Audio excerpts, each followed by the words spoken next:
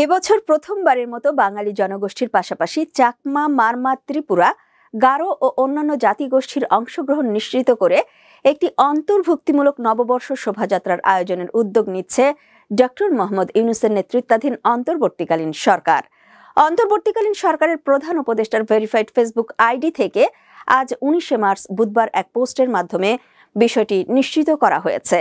প্রধান উপদেষ্টার ফেসবুক পোস্টে উল্লেখ করা হয়েছে, জাতীয়ভাবে বাংলা নববর্ষ এবং চাকমা, মারমা, ত্রিপুরা, গারো ও অন্যান্য জাতিগোষ্ঠীর নববর্ষ 1432 উদযাপন উপলক্ষে একটি আন্তঃমন্ত্রণালয় সভার আয়োজন করছে।